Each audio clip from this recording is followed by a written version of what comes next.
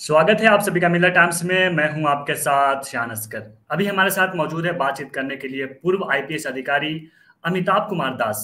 आज हम इनसे बात करेंगे इतिहास में दर्ज कुछ ऐसे गुमनाम हीरो की जिसे आज देश और दुनिया भुलाने की कोशिश कर रही है। अगर आपने महात्मा गांधी को पढ़ा है, चंपारण सत्याग्रह के बारे में सुना होगा, तो उसमें एक नाम आता है बतख मियाँ का। तो आज हम उनसे रिलेटेड सर से जानेंगे। सर, सबसे पहले आप हमारे दर्शकों को ये बताइए कि आज बतख मियाँ के बारे में हम क्यों बात कर रहे हैं और बतख मियाँ थे कौन। जी बहुत शुक्रिया आपका। और बत्तख मियाँ को आज हम इसलिए याद कर रहे हैं क्योंकि आज उनकी यौम पैदाइश है। आज बत्तख मियाँ की जयंती है। 25 जून सन 1869 को बत्तख मियाँ अंसारी पैदा हुए। और बत्तख मियाँ को जो आज की नस्ल है, जो आज की पीढ़ी है, उसने लगभग भुला दिया है। लेकिन उस शख्स को याद रखना इसलिए जरूरी है क्योंकि उसने राष्ट्रपिता महात्मा गांधी की जान बचाई थी। और अगर बत्तख मियाँ नहीं होते तो समझिए कि हिंदुस्तान की तारीख ही कुछ अलग होती। और जंग आजादी में क्या होता, कोई हम लोग उसकी कल्पना नहीं कर सकते। तो बहुत शुक्रिया मिल्लत टाइम्स का कि मुझे बत्तख मियाँ के बारे में बताने का मौका दिया आपने। मैं थोड़ा तफसील से बताता हूँ बत्तख मियाँ के बारे में आपके दर्शकों को। जी सर, बिल्कुल बिल्कुल सर। देखिए जी जी ऐसा है कि 1917 में गांधी जी चंपारण आए थे। और उसके एक साल पहले, एक दो साल पहले गांधी जी दक्षिण अफ्रीका से भारत लौटे थे। और चंपारण में वे आए थे किसानों का दुख दर्द जानने के लिए। बिहार के एक बड़े कांग्रेसी नेता थे राजकुमार शुक्ल, वही गांधी जी के पीछे पड़ गए थे और उन्होंने गांधी जी को चंपारण बुलाया था। चंपारण में उस समय तीन कठिया सिस्टम था। तीन कठिया सिस्टम का मतलब है कि यदि किसी किसान के 20 कट्ठे की खेती हो तो उसमें 3 कट्ठे पर उसको नील की खेती करनी पड़ती। नील जिसको अंग्रेजी में इंडिगो कहते हैं। और आप जानते हैं एक वो रंग रंग होता है, नीला रंग होता है, इंग्लिश में से इंडिगो कहते हैं।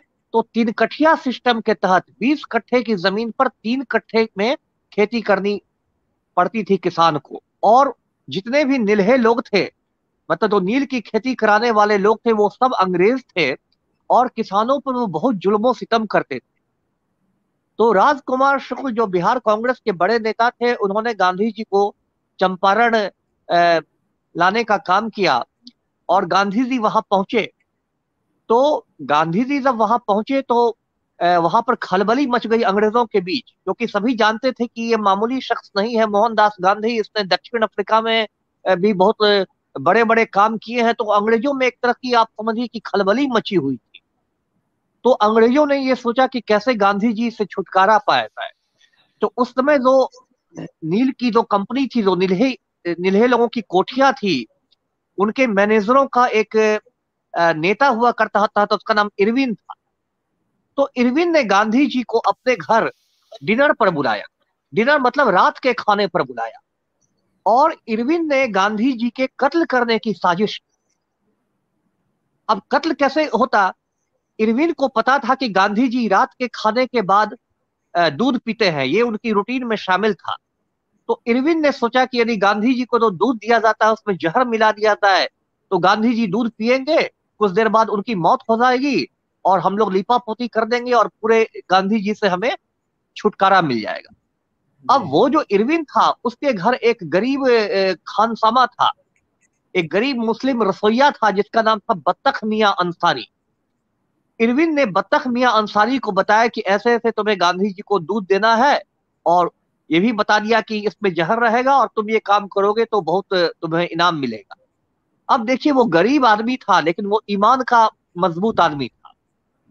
तो उस आदमी ने क्या किया कि गांधी जी के साथ डॉक्टर राजेंद्र प्रसाद भी गए थे, जो आगे चल के हिंदुस्तान के पहले राष्ट्रपति बने, फर्स्ट प्रेसिडेंट बने।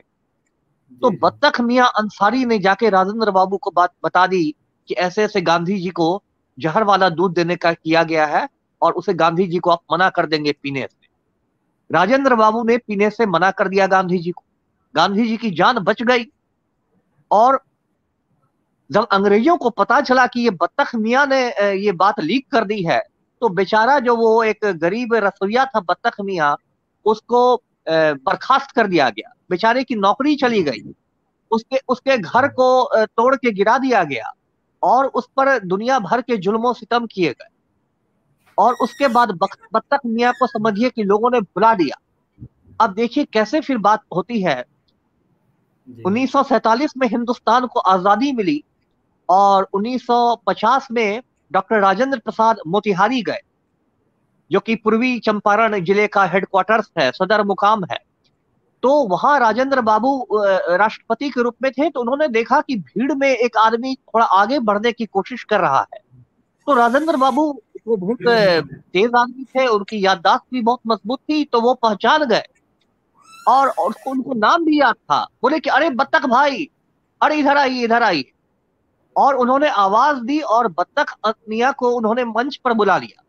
अब सोचिए, वो गरीब आदमी सीधे हिंदुस्तान के राष्ट्रपति के पास चला गया।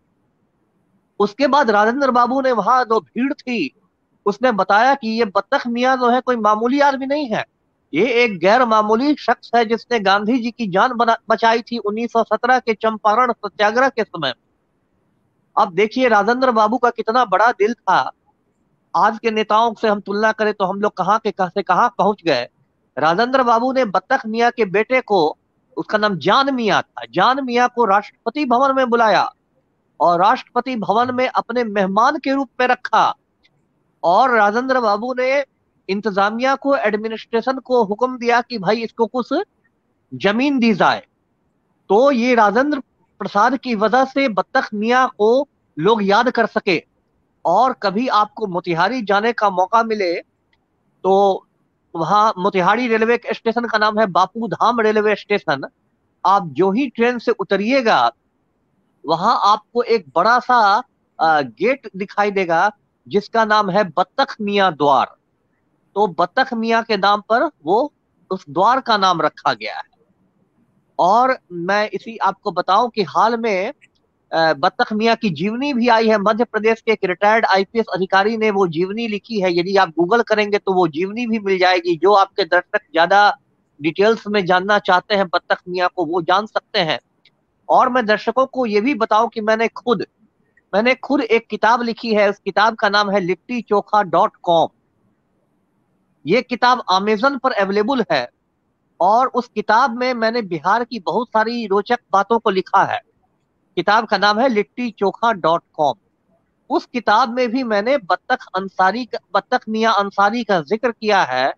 और मैंने बताया है कि किस तरह उस गरीब आदमी ने महात्मा गांधी की जान बचाई थी। देखिए बत्तख मियां अंसारी को इसलिए भी याद करना जरूरी है, आज तो उनकी यौम पैदाइश है। इसलिए याद करना जरूरी है क्योंकि आज जो हिंदुस्तान है वो एक, मैं कह सकता हूं कि एक नफरत के दौर से गुजर रहा है। और जो सियासी पार्टियां हैं वो उसी नफरत की आग पर सियासत की रोटियां सेक रही हैं। और बत्तख मियां अंसारी जैसे लोगों को बुलाया जा रहा है, जो लोग हिंदुस्तान की गंगा जमनी तहजीब में यकीन रखने वाले थे। अब बताइए, उस आदमी ने यदि गांधी जी की जान नहीं बचाई होती तो क्या होता है इस देश का। तो इसलिए बत्तख मियां को याद रखना। आज मैं बत्तख मियां को खिराज अकीदत पेश करता हूँ। बत्तख मियां को मैं श्रद्धांजलि देता हूँ। उस महापुरुष के सामने अपना सर झुकाता हूँ, जिसने अपनी बर्बादी की परवाह किए बिना गांधी जी की जान बचाई थी। जी सर, अभी आपने बताया कि आपने किताब में भी उसका जिक्र किया है। अभी मैं कुछ दिन जी पहले एक न्यूज पढ़ रहा था जिसमें उनके जो बत्तख मियां के जो परिवार वाले हैं वो अभी गांधी मैदान में प्रदर्शन कर रहे थे कुछ अपने मांगों को लेकर। तो अगर आप जी बता पाए कि उनके परिवार वाले से आपकी कभी बातचीत हुई हो या मुलाकात हुई हो, और वो गांधी मैदान में ये प्रदर्शन किस बात को लेकर कर रहे थे सर?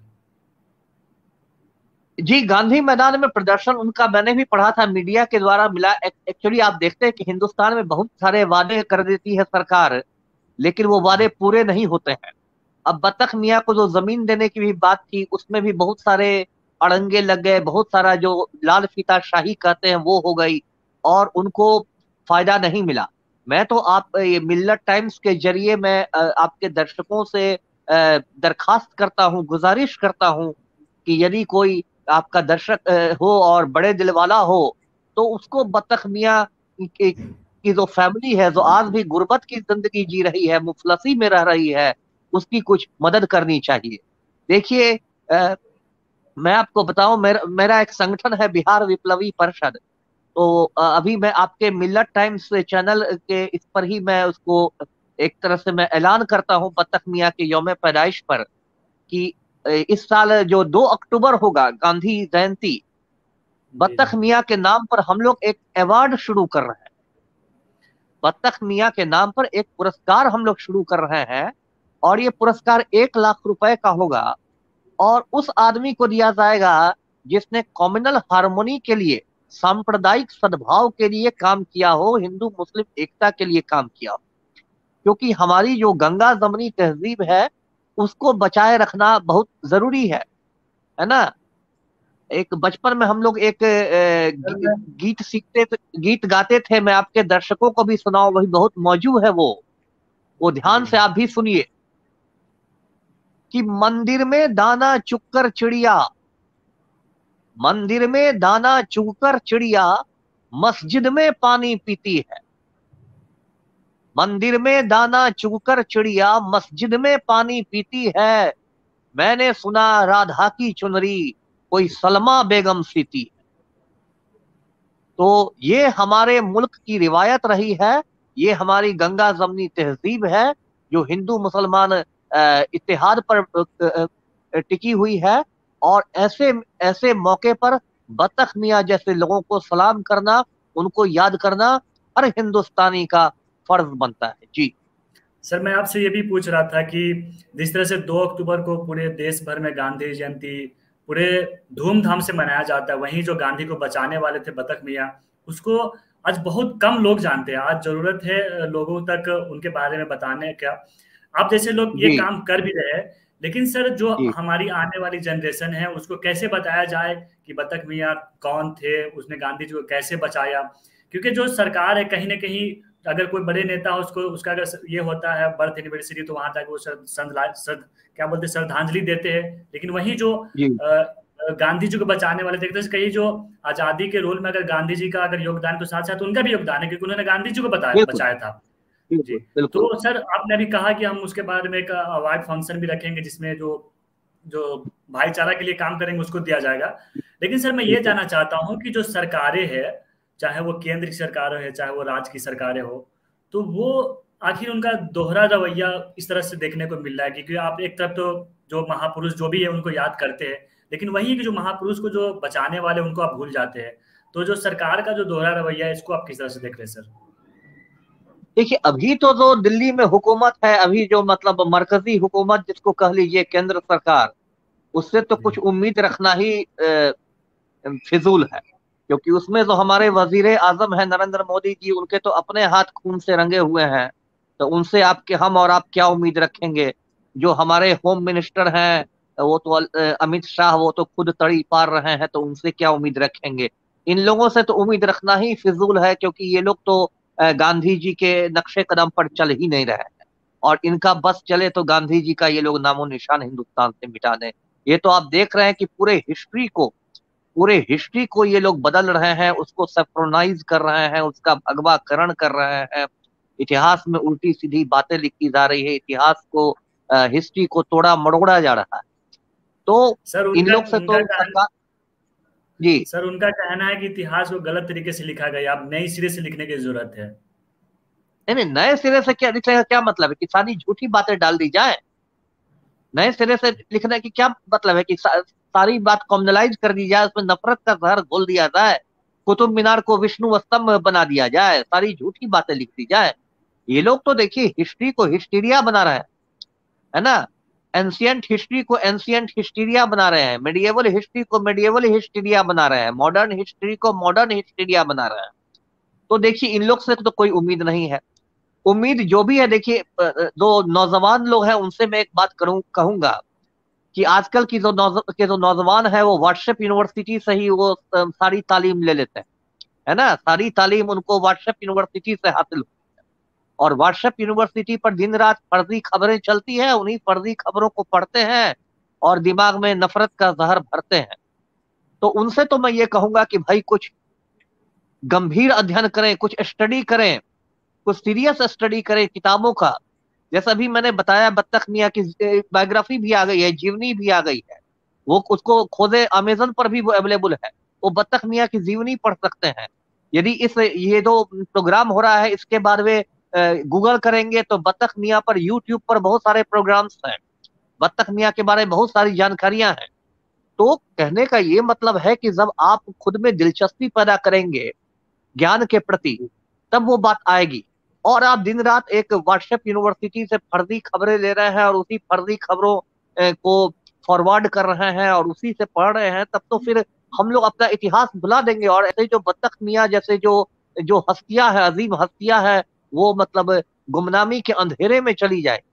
मैं तो जानता हूं, मैं पढ़े लिखे लोगों से मैं मेरी बात होती है, वो लोग, उन लोगों ने बत्तख मियाँ का नाम तक नहीं सुना है।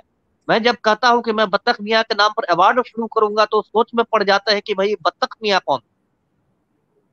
उनको सारे माफिया के नाम मालूम है, अनंत सिंह से लेके राजा भैया से लेके जितने भी माफिया हैं सबके नाम मालूम है, लेकिन बत्तख मियाँ का नाम नहीं मालूम है। बताइए, ये हिंदुस्तान की बदनसीबी आप कह लीजिए जी। चलिए सर, बहुत शुक्रिया सर, आपने वक्त निकाला और हमारे दर्शकों को बत्तख मियाँ के बारे में बताया। क्योंकि ये आज जो जिस हालात से देश गुजर रहा है उसमें जो हमारे हीरो है, जो हमारे फ्रीडम फाइटर है, उनको याद करने की जरूरत है। और आप जैसे लोग वो काम कर भी रहे हैं। तो सर बहुत शुक्रिया सर, आपने वक्त निकाला और हमसे बात किया सर। जी आपका भी बहुत शुक्रिया। और बत्तख मियाँ को एक बार मैं फिर नमन करता हूँ, खिराज अकीदत पेश करता हूँ। जय